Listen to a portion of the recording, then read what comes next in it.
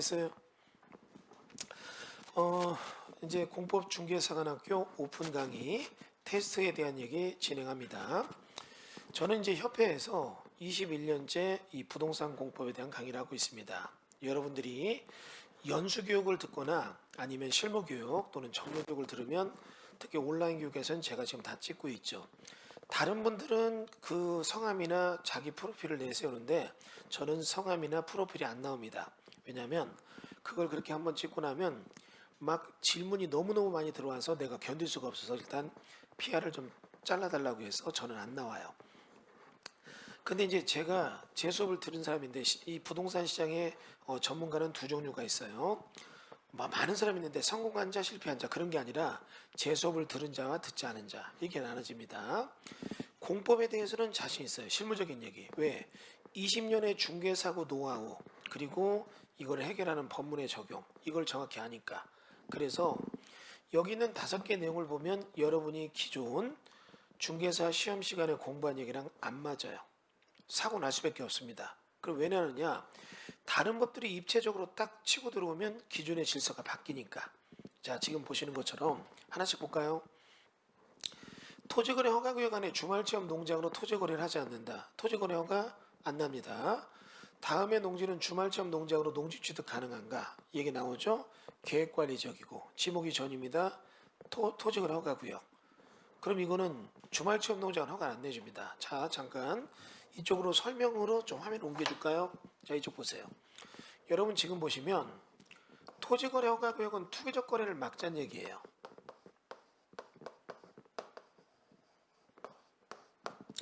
그러면 투기적 거래를 막기 위한 토지거래 허가구역에서는 당연히 주말체험 농장은 어떻게 해요? 허가가 안 납니다. 그러면 이제 이 중에 공부가 되신 분들은 저거 안 되지 이 생각하는데 정말로 실무를 하신 분들은 저거는 될지도 몰라 이런 느낌이 있어요. 실제로 이 얘기들은 중개업자들 간에서도 많이 싸움이 붙어요. 된다 안 된다.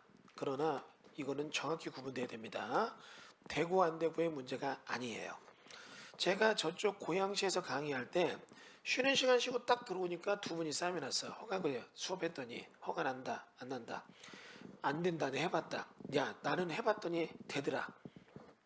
두 분이 합의하더라고요. 고양시는 되고 김포시는 안 된다. 그거는 우매한 방법이고 그게 아니라 이겁니다. 토지거래 허가구역은 허가를 받기 위해서는 허가 기준이 있어요. 이런 허가 기준을 보게 되면 일단은 실수요성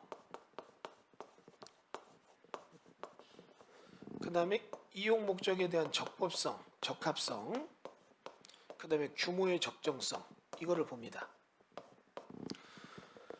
허가 기준은 이게 맞아야 되는데 여러분 여기서 기억을 해보셔야 돼요. 토지거래 허가구역 허가 없이도 거래할 수 있다. 자, 허가 받아야 되지만 이걸 기억해야 돼요. 기준 면적이라는 게 있어요.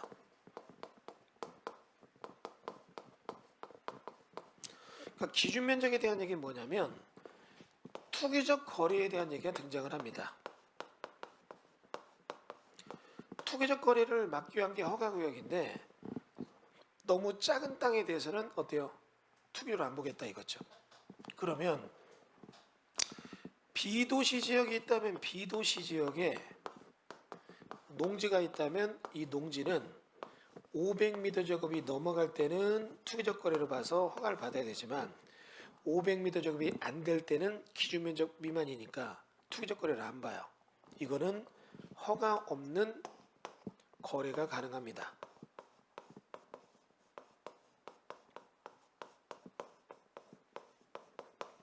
그러니까 당연히 거래가 되죠.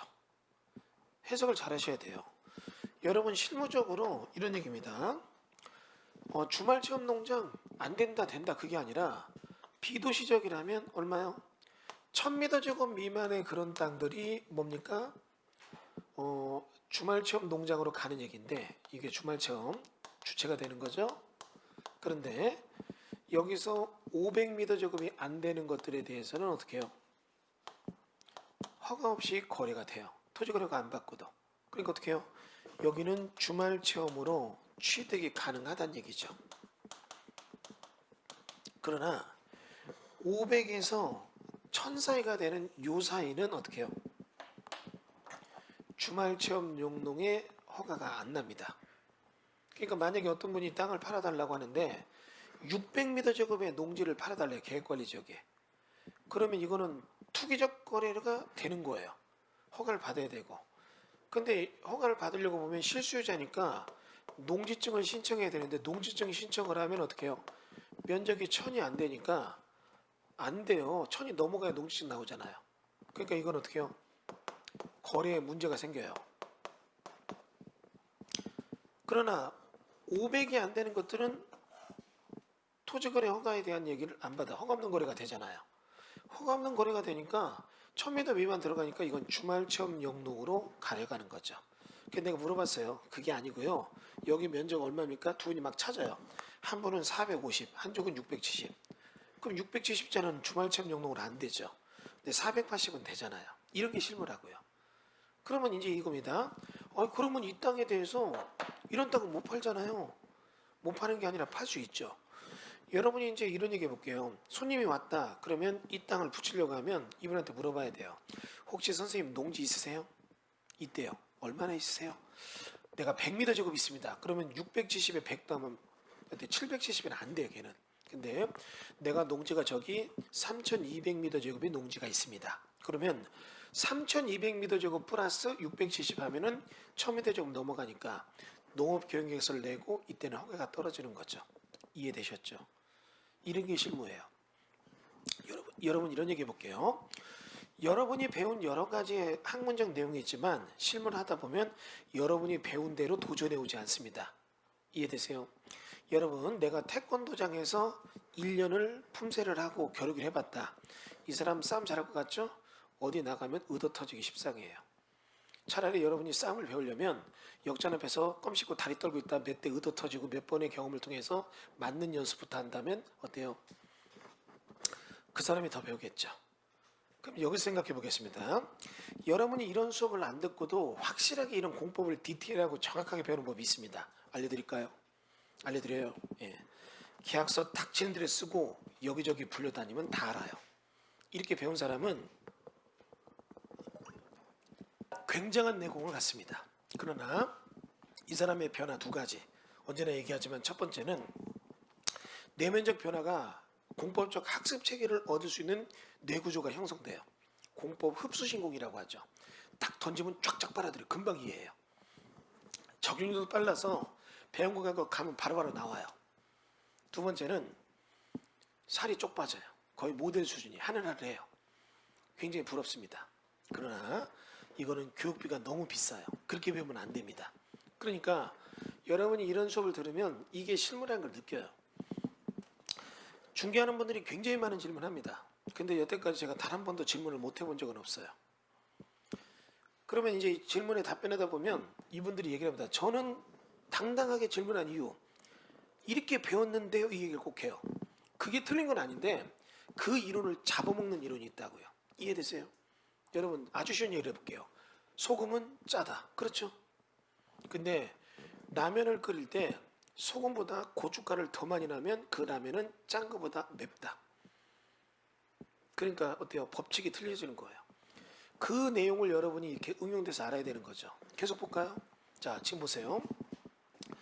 지금 여러분 보면 두 번째 문제.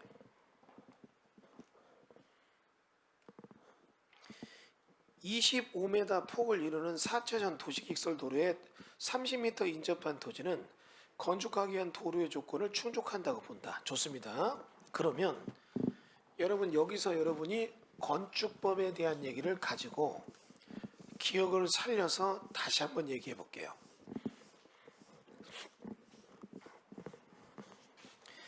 여러분이 과거에 배운 건축법의 도로 조건을 보면 여러 개의 도로가 있지만 도시계획시설 도로도 도로로 본다. 그럼 도시계획시설 도로가 있으면 이 도로에 4m 폭 이상으로 당해 부지가 2m 접하면 건축할 수 있다. 이렇게 나옵니다. 좋아요. 그러면 건축법 조건을 따져보면 지금 이 도로 폭이 얼마냐면 25m 폭에 엄청나게 넓은 도로에 가만히 보니까 30m가 접하고 있다는 얘기죠. 그럼 25m 이상 도로에 30m 접하고 있는 이 도로에 접한 이 대지는 개발할 수 있다는 얘기죠. 자, 그럼 이거 건축법적으로는 다 맞아요. 그죠? 그런데 이 자체에서 우리가 잘 볼 게 있어요. 뭐냐면 4차선 도로라고 되어 있습니다. 자, 그러면 여러분과 제가 여기서 가장 원론적인 얘기로 넘어갑니다. 도시계획 시설에 대해서는 도시계획 시설을 설치하는 규칙이 있어요. 마구잡이로 설치하는 게 아니라 일정 규칙을 맞춰야 되는데, 여러분 도시계획 시설 설치 규칙의 1차로에 대한 얘기를 가정합니다. 일반적인 1차로에 대한 폭은 특정한 경우에는 약간 줄 수도 있지만 기본적으로는 3.5m가 기준이에요. 그러면 4차로라고 한다면 뭡니까? 곱하기 4. 그럼 어떻게 되죠?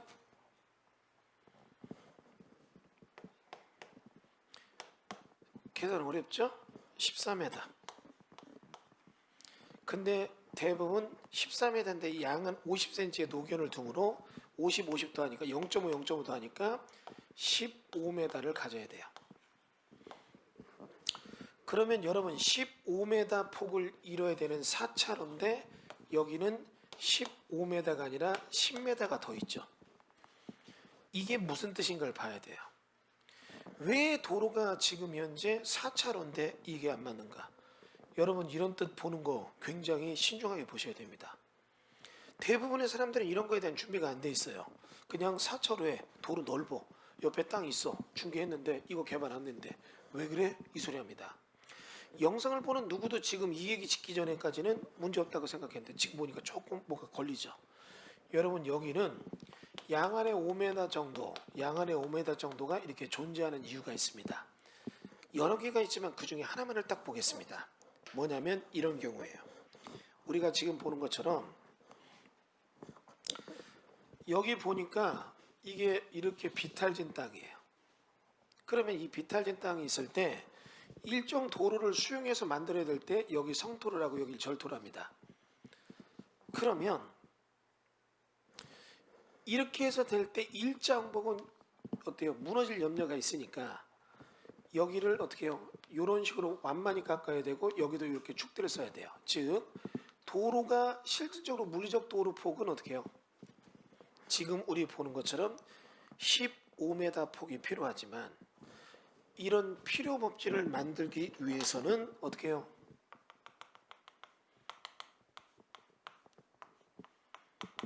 양쪽으로 5m씩이 더 필요한 거죠. 그러면 도로 폭은 얼마가 됩니까? 25m가 돼요. 내부 현황 물리적 도로는 4차로로서 어떻게 해요? 15m가 되죠.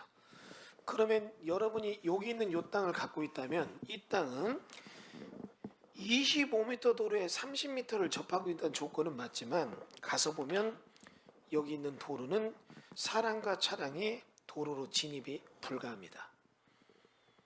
이 땅은 정상적 개발이 된다 안 된다? 안 돼요.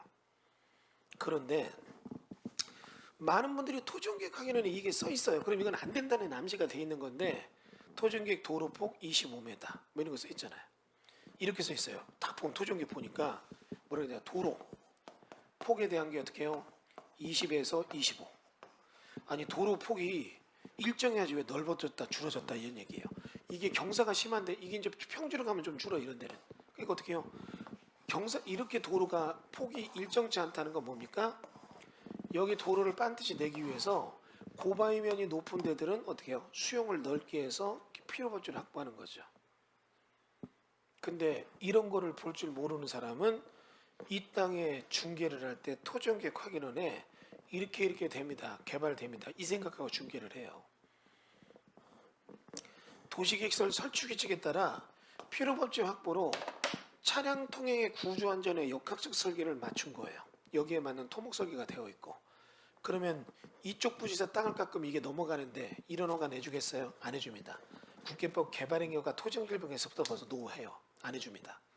그러면 당해 부지는 개발할 수 없는 땅이죠. 벌써 이런 거에 대해서 전혀 학습이 안 돼 있는 거예요. 그러니까 어떻게 해요? 여러분 이거는 제가 문제를 여러분의 내기 위해서 연구해서 가져온 게 아니라 엄청난 사람의 피눈물 속에서 나온 문제들이에요. 이런 땅을 산 사람이 몇십억 주고 사는데 개발 못하는데 가만히 있겠냐고요. 그런 얘기들을 제가 지금 모아서 이 문제를 낸 겁니다. 지금 우리 보는 것처럼 다시 세 번째 얘기를 봅니다. 토지용계 확인서는 다음 토지는 농지취득 자격증이 필요 없다고 생각하는가? 전이죠. 16,000m 제곱 국계법률에 대한 준주거 지역. 주상공업지역은 농지증 필요 없잖아요. 그러니까 이런 데는 필요 없다 써 있잖아요. 자, 이거는 이 자리에서 이 물건을 관련된 사람이 수업 중 끝나자 나한테 와서 직접 증명했던 얘기입니다. 뭐냐면 이분은 어설픈 분이 아니라 부동산 전문적인 투자가고 이런 거 저런 거 투자하기 위한 공법적 체계의 지식을 많이 배우신 분이에요. 그런데 이분이 실수한 건 뭐냐? 간단해요. 자, 보세요. 여러분 이겁니다. 지목이 전, 답, 과수원이 있다면 이 땅은 누가 뭐래도 농지증이 필요합니다. 그러면 전답 과수원이 있다면 농지증이 필요한데 주상공업지역은 농지증이 필요 없다는 건 여러분이나 저나 모두 동의하는 얘기입니다. 준주거지역은 필요 없잖아요. 그렇죠? 그런데 여러분 여기서 이걸 봐야 돼요. 토지용계획 확인을 보는 습관을 들여야 됩니다.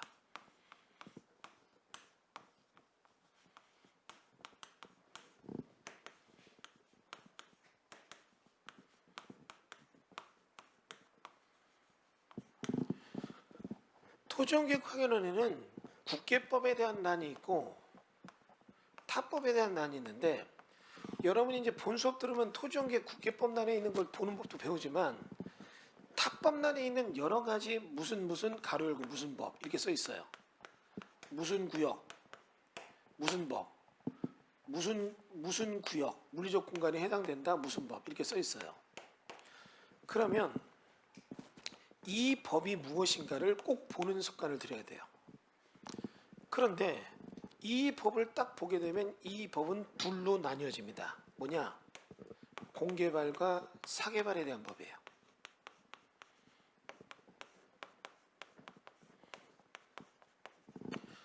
자, 공개발은 뭐냐? 간단해요.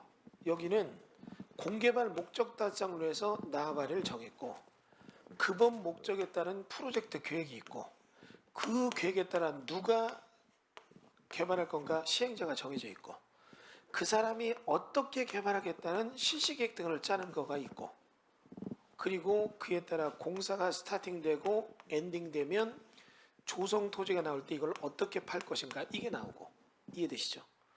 그리고 이 파는 조건에 대한 공정한 판매 그 법 목적 위에 필요한 사람에게 팔겠다 이런 얘기가 나오는 거죠. 이게 공개발이에요. 그럼 이건 여러분이 중개하는 개념에서는 이런 거죠. 수용에 대한 얘기라는 거 이런 거로 접근해야 돼요. 부동산 입지론 얘기죠. 그런데 사개발은 당해법의 목적이 있고 이 목적 달성을 위해서 인간의 일정 행위를 규정하고 그리고 규정된 행위에 대해서는 일단 스톱을 걸어요. 하지 마라. 그리고 조건을 제시하고 조건이 맞으면 통과가 돼요. 이게 공법의 사개발이에요. 여러분 어려운 거 없습니다. 잘 보세요. 사개발에 대한 얘기를 보게 되면 여러분 이 영상 보시는 공인중개사 하시면 다 아십니다. 목적 국민의 재산권 보호를 위한 공인중개사법. 행위를 규정합니다. 법적 중개 대상물에 대한 매매 교환 임대차 권리의 특실 변경을 알선하는 것은 중개행위다. 그런 거 하지 마. 스톱. 규정한 이유가 스톱. 하지 말라 이거예요. 하고 싶어? 조건을 제시하죠. 자격 취득 등록된 여러분만 통과되고 나머지는 아무도 못해요. 변호사도 못합니다. 변호사도 이거 하다가 공인중개사법 위반으로 형사권 되는 거 봤으니까.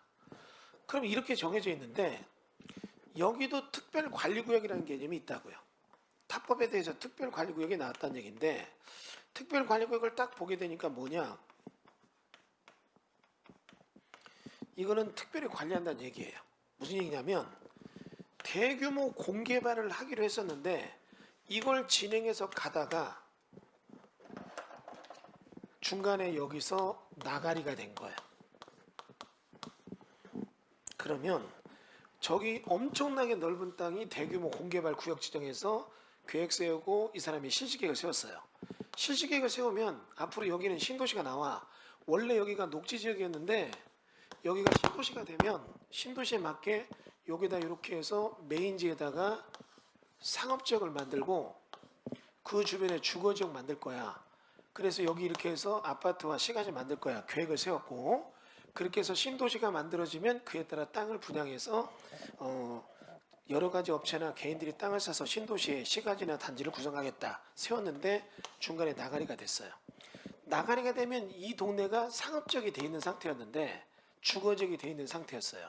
근데 이게 이렇게 해서 나가리가 되면 이 지역은 엄청난 설계까지 들어가 있고 녹지적이 주거적으로 딱 끝나 있어요. 그러면 이런 데가 이제 지금 현재 이 자리가 준주거가 됐다면 공교롭게 여기 있는 이 땅이에요. 대규모 공개발 목적으로 만들어진 땅들이 나가리가 되면 이대로 그냥 남겨지면 개인들은 대박이죠. 그러면 모든 법은 나가리가 되면 이때부터 백도 법칙이 있어요. 백도.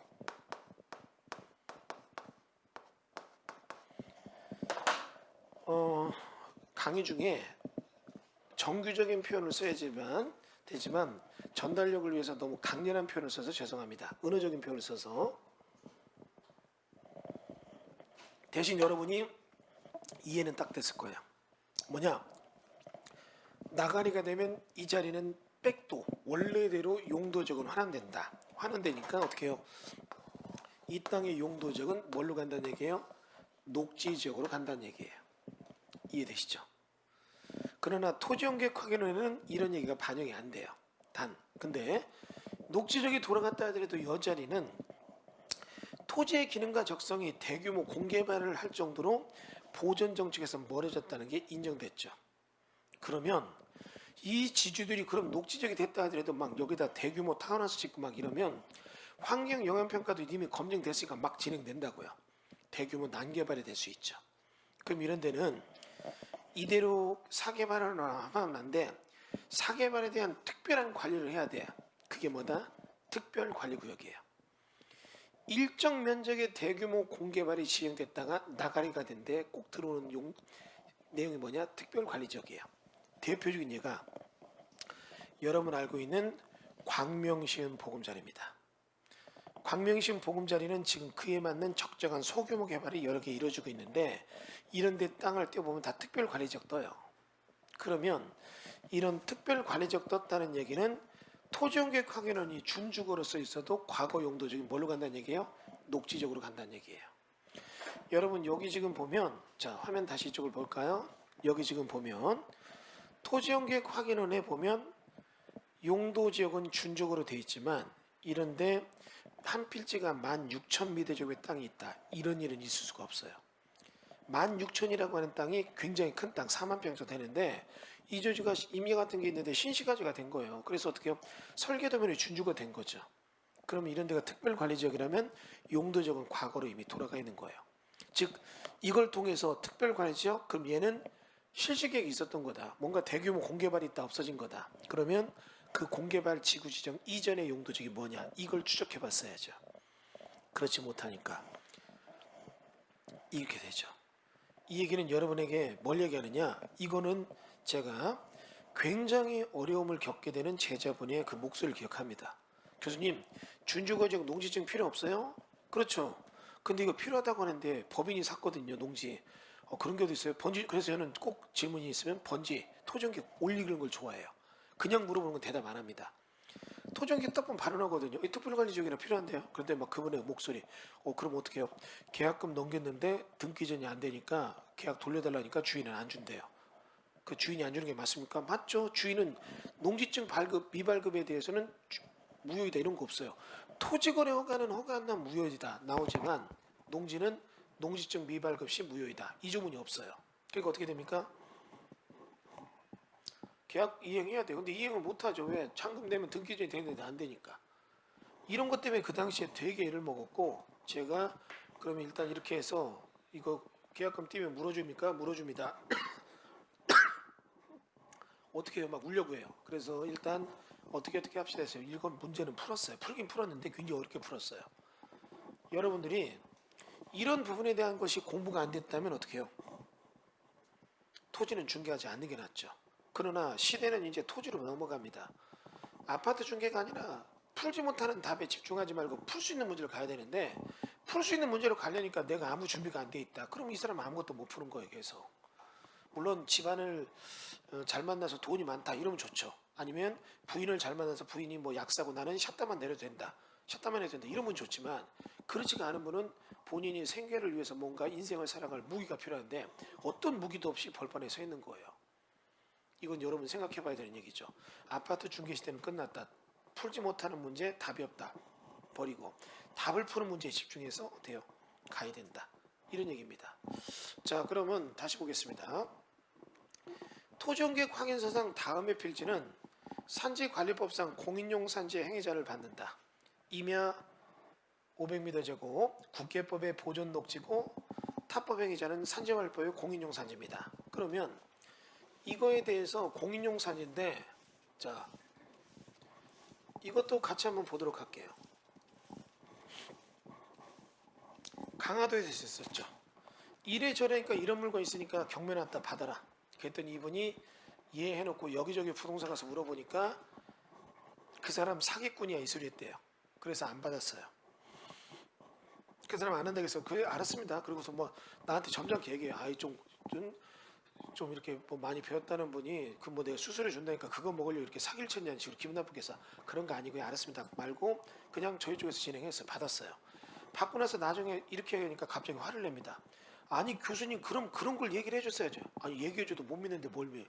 그 동네 부동산 보고 따지 잘못하는 그랬더니 그 사람들이랑 좀 연락을 해서 그럼 합의를 하죠. 내가 왜 합의를 합니까? 뭐 사고 낸 것도 아닌데 내가 왜 동네 부동산이랑 그 합의를 해야 됩니까? 제가 그 정도까지 낮은 레벨이 아닙니다. 하고 말았는데 이겁니다. 보세요. 여러분 보존 녹지라는 개념이 등장해요. 국계법 도시지역 내에서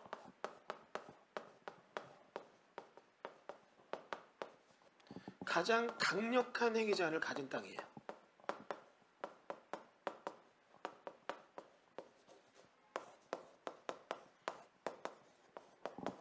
그러니까 보존 녹지는 좋은 땅이 아닙니다, 사실. 그 뭐 집을 짓거나 이런 건 몰라도 아무것도 못해 나머지는. 근데 임야가 있다면 임야는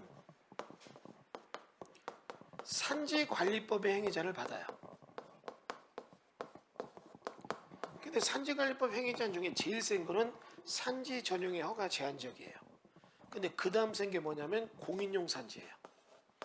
여러분 공인용 산지가 있다면 공인용 산지는 그 땅에다 여러분이 뭐 하냐면 다 한대요. 웬만하면 안 돼요. 그러면 이런 공인용 산지에 대해서 여러분이 뭔가 투자를 한다면 이거는 산지관리법에서 공인용 산지에서 집 짓는 건 뭐도 안 돼. 뭐 기존 임업인 주택에 대한 증축이나 될까, 뭐 개축이나 될까, 재축축이나 될까, 딴 것도 안 돼. 막 이렇게 막아놨는데 여러분이 여기서 지금 볼 건 뭐냐면 산지관리법에 공인용 산지가 있다면 이런 공인용 산지에 대해서는 일단은 행위자는 굉장히 강해요. 그러니까 이것도 안 좋고 이것도 안 좋으니까 이런 땅을 사라고 했냐 욕할 수도 있지만 법문은 그 다음 예조문이 있어요. 공인용 산지의 산지관리법 행위자는 더 강력한 행위자의 규제법이 나오면 그 규제법에게 그 힘을 양보해요. 그러니까 산지관리법에 공인용 산지가 있으면 이런 공인용 산지는 원래 임야 중에 제일 강력한 행위자는 하는데 얘가 보니까 개발제한구역, 수산자원보호구역 뭐 이런 법 저런 법 나와요. 그럼 그 법의 행위자로 간다고 돼 있는데 국계법 시행령으로 정한 녹지지역은 그 법으로 간다. 그럼 국계법 시행령을 보게 되면 그 녹지지역이 뭐라고 되어 있느냐? 보존 녹지는 산지관리법이 아니라 보존 녹지 행위자로 간다. 이렇게 돼 있어요. 그러니까 어떻게 해요? 공인용 산지는 집을 못 져요. 신축이 안 돼요. 임업용 산지는 임업인 주택의 신축밖에 안 돼요. 그런데 공인용 산지에서 보존 녹지가 있다면 이 법은 해결 안 하고 어디로 가요? 보존 녹지로 가니까 보존 녹지는 근생득은 못 짓지만 어때요? 주택은 짓거든요. 강화 바닷가 쪽에 보존 녹지에 공인용 산지였어요. 집 5개 지을 수 있으니까 사라고 했는데 사람들이 이렇게 돼 있으니까 막 경매 나오니까 아무도 안 사고 막 바닥까지 20%까지 떨어졌어요. 딱 사서 한 필지 팔으니까 어떻게 해요? 그 경매 받은 금액이 다 나와요. 나머지 4필지는 그냥 남는 거예요. 그렇게 되니까 이제 그분이 나한테 서운하다고 안 본다는 소리예요. 아니 내가 얘기했는데 안 하셨잖아요. 나는 몰랐지. 이거 모르면 몰라서 아는 사람도 물어본 거니까. 그때 막 이제 결국은 그거 안 된다고 했던 그 중개업소에 전화해서 막 소리치고 싸우더라고 내 앞에서. 그래서 또 교수님 확실히 알면 끝까지 이거 안 된다고 해도 된다고 해서 했어야지. 아니 내가 뭐 그 물건을 얘기해도 안 믿는데 내가 그 사람한테 매달릴 게 뭐 있어요. 내가 하면 되지. 그냥 여러분 이런 얘기 볼게요. 법은 여러 가지 규제가 나오면 이게 서로 싸워요. 이 법 규제가 싸울 때 법은 질서를 정해요. 둘 다 존재하느냐. 하나가 하나를 누르면 하나를 밀려나느냐. 이런 조건들의 질서를 정해요. 근데 여러분은 토지용객 확인을 보면 있는 거 그대로 찾아보고 있는 것대로 얘기를 해요. 병렬식 나열된 거는 행위 전에 답을 내지 못합니다. A법은 되고 B법이 안 된다 했는데 A법이 한 자리에 들어왔을 때 둘 다 적용하는지 하나가 하나를 밀면 하나는 빠지는지 그럼 빠지는 게 된다고 했는지 안 된다고 했는지 남은 법, 힘을 쓰는 법이 된다고 했는지 안 되고 했는지 이거에 대한 교통정리를 못해요. 이런 거에 대한 전문적인 교육이 필요하다는 얘기죠. 이런 트레이닝을 받아요. 그러면 여러분이 어떻게 해요? 부동산의 가치를 정확히 보고 또 중개를 할 때 실수요자, 아까 실수요자 시장으로 접근하라고 했잖아요. 그 사람이 실수요자면 집을 짓려고 산다. 되나 안 되나 정확히 보는 거죠. 그래서 그런 부분에 대한 교육이 들어가는 거죠. 마지막 거 산업집적 활성화 및 공장법에 따라 공장 설립 승인 난 허가난 계획관리 지역의 전을 실수요자인 공장건축 원하는 실수요자에게 중개 시 가장 큰 문제는 무엇인가? 굉장히 중요한 문제를 갖고 있어요. 자, 여러분 이런 얘기 해볼까요?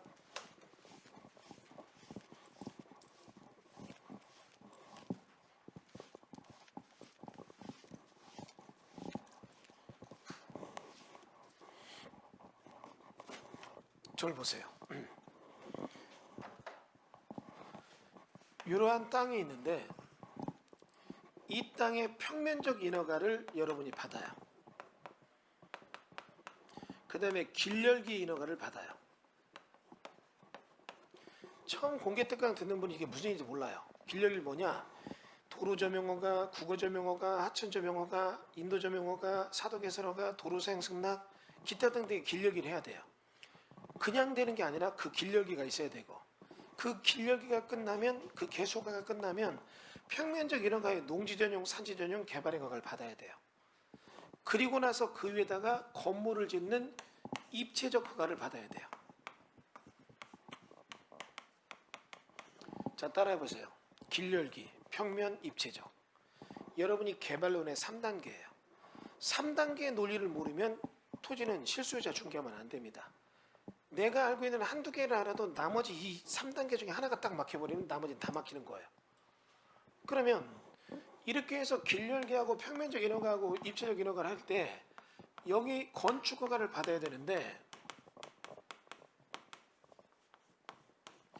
건축 허가를 여러분이 딱 받으려고 보니까 여기에 건물 짓게 되는 그 내용의 용도가 제조시설이 되고 그 제조시설의 면적이 500m 제곱이 넘어간다면 이때부터는 건축법이 아니라 다른 법이 등장해요. 야, 너 이렇게 제조시설 크게 줘? 야, 여기 환경에 대한 것 좀 봐야겠다. 네가 거기다 제소를 재서 어떤 물건 내서 어떻게 어떤 절차를 통해 만들어. 그럼 대수소가 등장해요. 따라해보세요. 대수소. 수소가 크죠? 대수소. 대기, 수질, 소음. 이게 환경법이에요. 대수소에 대한 조건 만나도 봐야 되고 너 어떤 기계 쓰고 기계 용량은 얼마 써? 소음, 진동, 각취가 얼마 나와? 다 따져요. 그래서 이런 걸 종합적으로 토탈해서 들어가는 원부자재가 무엇이고 만들어내는 제품이 뭐야? 이걸 다 따져요.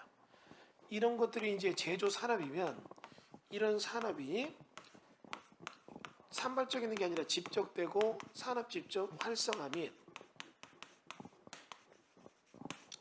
공장법이라는 게 따로 있다고요. 이 법에 따라 이런 거 만들겠다는 승인이 떨어져야지만 건물을 짓거든요.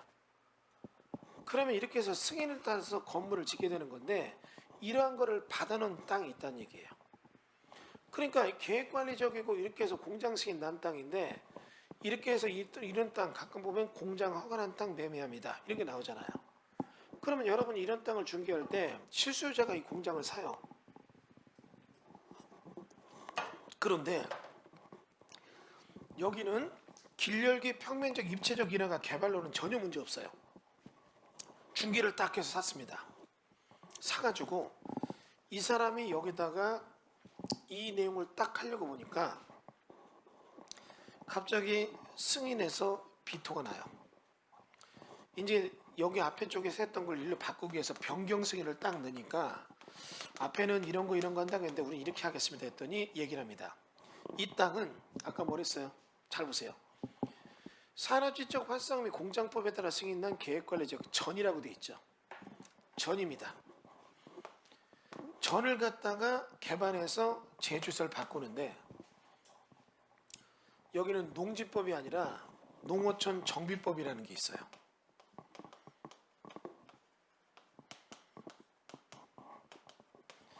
그리고 이런 농어촌 정비법에서는 뭐라고 얘기가 나오느냐, 이 얘기가 등장합니다.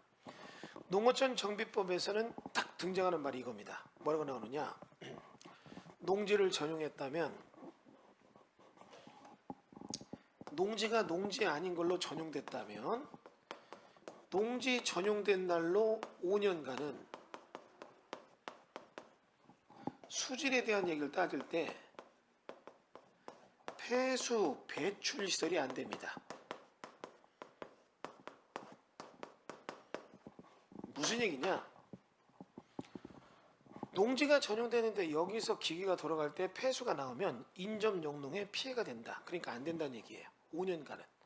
5년의 적응기간이 지나면 주변 영농도 여기 공장 들어온 거랑 적응됐을 때니까 그때는 상관없지만, 그럼 그 다음 얘기입니다.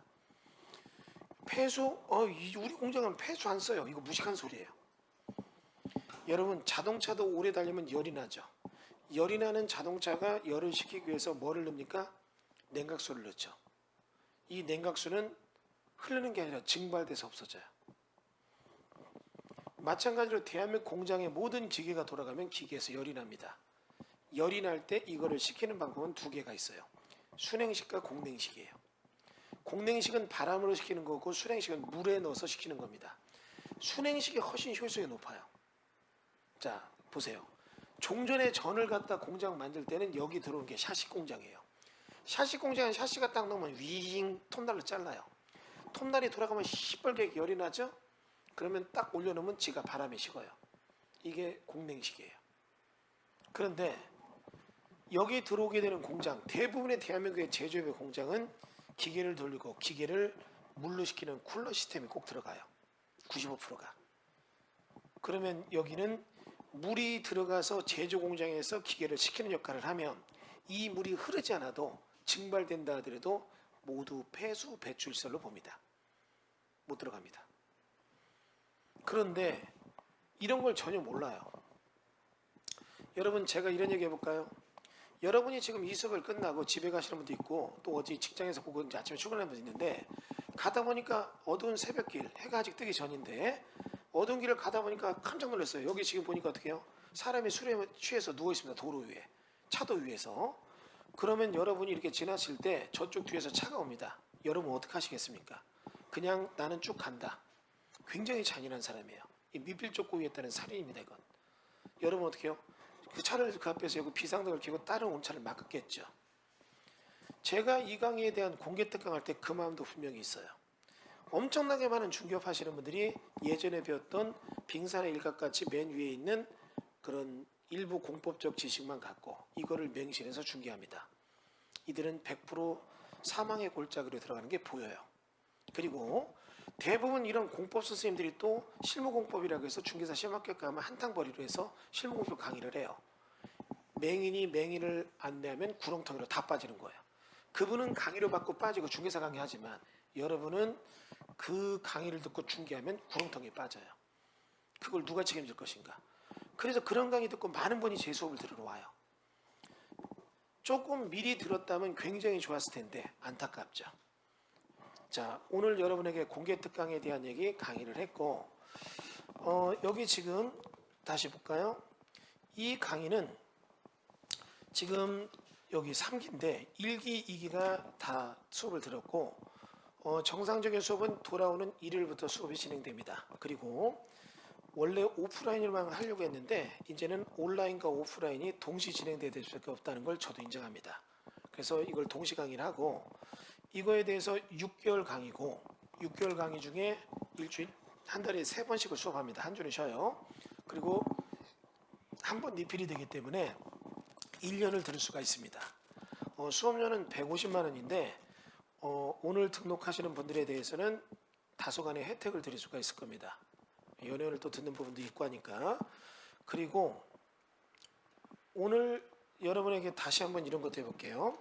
중개사고를 막자만이 아니라 남들이 못 해내는 걸 우리가 할 수 있다면 얼마나 돈을 벌 것인가, 이거에 대한 것도 예를 들어 보겠습니다. 자, 지금 보시면, 자, 정답을 맞춰보세요 해서 지금 5가지는 저희가 공개 특강으로 이제 답을 드렸지만 이런 거죠. 계획관리적 임약 경사도가 21도래요. 지자체 이야기하기를 경사도가 너무 경사져서 개발이 불가능합니다. 근데 해당 지역에 계획관리가 아닌 보존관리 지역에 임야가 있는데 경사도가 24도래요. 더 경사졌죠. 그럼 21도보다 24도가 더 경사졌고 이런 땅은 값이 쌀 텐데 이런 땅은 또 개발이 되더란 얘기죠. 그런 노하우가 이제 여러분이 이 수업을 들으면 알게 되실 거예요. 다음 지적도상 맹지를 개발시킬 방법은 무엇인가? 인접 토지 소유자 모두 타인 소유들로 그런 동의 없이 이용 중이다. 그럼 보세요. 지금 제가 볼 때 이게 도로입니다. 이게 도로가 있고 이 땅이에요. 이 땅은 맹지입니다. 맹지인데 이 땅을 개발할 수 있느냐? 인접 토지 소유자는 모두 다 이거에 대해서 거부를 하고 있습니다. 그러면 여기가 도로고 여기는 맹지인데 여기 도로 아닙니까? 이건 국어예요. 아, 그럼 이거 개발할 방법이 있느냐? 국어 조명허가 받으면 되죠. 그럼 여기서 기억하셔야 돼요. 국어 조명은 이 땅과 이 땅에서 횡으로는 내줘요. 횡단보도처럼. 종으로는 못 내요. 종으로 못 낸다면 이 땅은 분명한 맹지입니다. 국어 따라 길게 이 도로처럼 그렇게 안 냅니다. 그러면 이런 방법이 있느냐? 이런 것들이 여러분이 어떻게 해요? 배워야 되는 얘기죠. 그러니까 그런 얘기들이 이제 여러분이 나중에 배우면 업무 처리 지침이라는 게 있어요. 여러분이 중개업을 하게 되면 이제 토지를 딱 보면 업무 처리 지침이라는 게 있어서 그 얘기가 지금 여기 빠졌는데, 이 업무 처리 지침을 보면 약 38개 항목이 있고 그 항목별로 있는 얘기의 체크리스트를 보게 되면 여러분이 어떻게 해요? 이런 위험 제거를 기술적으로 하게 됩니다. 그런 강의를 이제 하는 거죠. 그리고 또 하나는 제가 여기 좀 문구를 썼습니다. 읽어보세요. 뭐라고 썼나? 읽어보세요. 차이나는 부동산이죠. 2가지 뜻이 있습니다. 중국이란 차이나는 부동산 이게 있고 남들과 차이나는 부동산 이런 뜻도 돼요. 제가 요번에 저희 회사가 이 중국 부동산 큰 손들 서울 아파트 노린다 이렇게 돼 있는데 부동산 문의가 3배 가까이 늘어 나오는데, 여기 보면 여기 막 떠드는 사람 있죠. 이 중국이에요. 근데 얘는 중국의 유튜버인데 중국에 엄청나게 많은 부동산을 유튜버 가입자를 가지고 파는 사람입니다. 근데 이쪽 친구랑 저희 회사가 런칭이 됐어요. 그래서 한국에 있는 부동산들, 특히 아파트 가격이 이제 엄청난 하락이 있을 텐데 이런 하락을 그냥 방치할 수는 없고, 그래서 이런 부동산에 대한 매집에 대한 얘기가 중국 자본가에 런칭돼서 저희 회사가 중국이랑 같이 일을 많이 할 겁니다. 그러면 이쪽 직원들이 2명 정도가 저희 회사에 와서 근무를 하고 물건을 던지면 이쪽에서 좋은 물건을 추려서 그쪽 친구들이 영상을 찍고 중국에 올려, 유튜브에. 그럼 중국에 이 사람 팔로워들이 굉장히 돈이 있는 재력가들이에요. 그래서 많은 중개가 일어날 겁니다. 그런데 이런 부분 등에 대해서 저희가 이 지금 공법중개사관원 1기, 2기 계신 분들 이제 3기인데 이분들과 직접적으로 교육을 하고 같이 일을 하는 것 좀 생각해 보고 있어요. 자, 이 얘기도 합니다. 이 수업을 안 들은 분들과 그럼 일을 하려고 해도 어려워요. 저는 감히 말합니다. 많은 분들이 자기가 중개업 경영 10년 됐다, 20년 됐다 내공을 자랑하고 하는데 존중은 해요. 근데 일은 저랑 안 맞아요. 오히려 부동산 업계 10년 하신 분보다 제 수업 1년 들은 분이랑은 제가 일하기가 더 편해요. 그리고 이거는 직접 수업 들은 분들이 얘기하는 얘기입니다. 내가 부동산 10년 했는데 그 10년 동안 배운 것보다 교수님과 1년 수업하면서 같이 일한 게 더 많이 배웠습니다. 자, 여러분 선택과 집중을 하셔야 됩니다. 그냥 아파트에 머물러 있느냐 아니면 아파트를 벗어나서 내 지경을 넓히느냐, 그건 여러분의 선택인데, 이 지경을 넓힐 때 아무것도 없이 그냥 맨몸뚱아리로 허벌판을 뛰어다닌다, 이거는 옳은 선택이 아니에요. 정확한 가이드라인과 업무적인 해결 능력, 그리고 공부만이 아니라 여러분이 직접적으로 그럼 그렇게 내가 배운 지식으로 발굴해낸 물건을 소화해낼 수 있는 파트너십 구성할 수 있는 교육체계가 되어 있는가, 이거를 생각하셔야죠. 저는 지금 현재 부동산에 대해서 변화를 봅니다. 그리고 이런 변화는 우리나라 내부 내수 시장에서 움직일 수 있는 게 아니에요. 그러면 이런 부분에 대해서 어느 정도 자본력이 있는 거대 집단과 같이 움직일 때 우리의 중개시장이 빛이 보이기 때문에 마지막에 차이나는 부동산, 저희가 지금 이쪽이랑 파트너십을 구성해서 가려고 하는 거거든요. 그러면 굉장히 많은 수익도 될 겁니다. 여러분 공부와 수익을 같이 할 수 있는 이런 기회 놓치지 마시고 많은 수강 시청을 바랍니다. 뭐 일단 이번에 공법 경매 저 사관학교 26기 이어서 공법 중개가 3기까지 가는데, 저는 앞으로 5년 10년 이내에 공법 경매 사관보다 공법 중개 사관이 더 많은 규모의 어떤 시스템을 가질 거라고 자신을 합니다. 자, 이상으로서 공법 중개 사관학교 3기 공개 특강을 마치도록 하겠습니다. 여러분의 많은 접수 바랍니다. 전화번호는 아시죠? 010-8712-5066 또는 02-502-2004로 전화하시면 친절하게 안내해 드릴 겁니다. 자, 이상으로 공법중개사관학교 강의를 마치겠습니다. 감사합니다. 네.